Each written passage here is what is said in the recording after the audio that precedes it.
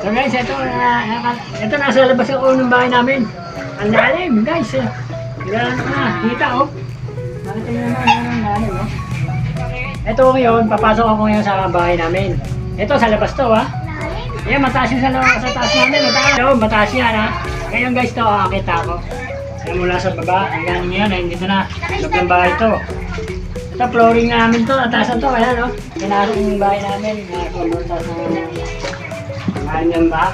Guys, saan natin itong ilaw. Ayan na. Ito, TCR. Ayan, pinasok. Ayan guys. Ito naman ito, yung nakakawato namin yan. Ayan, gala, inunod na ito.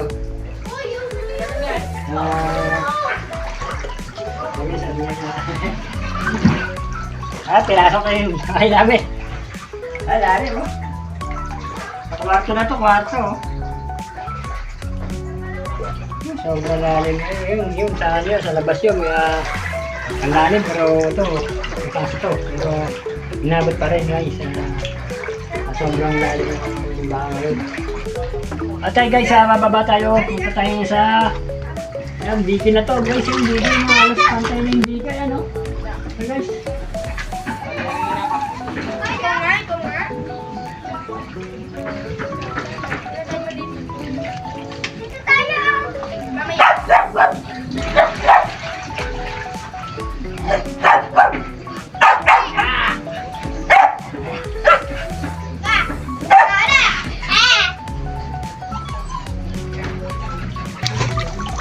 Paliguan kita to. Ibon ba, paliguan mo. Patayaw. Ay, hibon ma yan, dalawa ang alagang aso, tsaka ito si Tisay. Yan. Ngayon guys, ito nga tayo. Kumakita tayo sa dike. Ito, dike na to, dike. Yan, dike. Ngayon guys, itong dike to. Ayan na, ito, dike oh. Yan, dike, itong dike. Ito na yung ano, ito yung tubig kapantay na, ito yung dike, tutungtungan ko, yan, tutungtungan ko. Yan, dike yan. Ito yung ilog, ito na. Halos kapantay na sa dike, guys. Hindi. Ulma! Bahay namin yung bahay namin. Ito yung baha. Yan, bahay.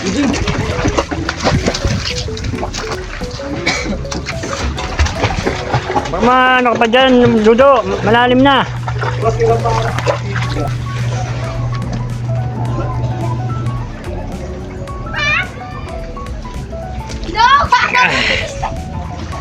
So guys, babalik ulit ako sa bahay namin. Ito, lalim. Lalim guys.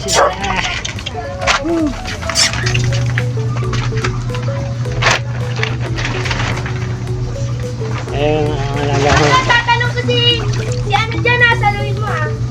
Oo. Natin siya. Uy! Ang saan? Dito na! Ivan, dito ikaw! Ngayon sa pinaka-iskinita namin. Ayan na. Ang lalim mo. Ayan, nakatulog na. Mula dito sa natatayuan ko. Ayan nga guys. Ayan ang sabi ko kanina. Binalikan ko lang. Ito yung pinaka-flooring yan. Si Mrs. Oh, hello. Katulog na si Bunso. Yan po natin.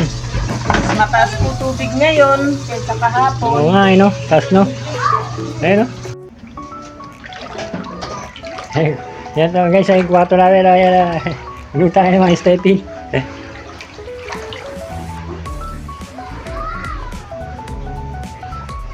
Dala ng panahon, ng tag-ulan, bagyo, at baha, nagsama-sama na.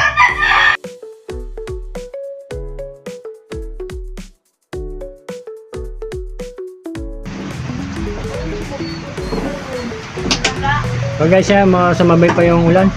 Lalim na, sinabayan pa ng ulan. Ano na mangyayari?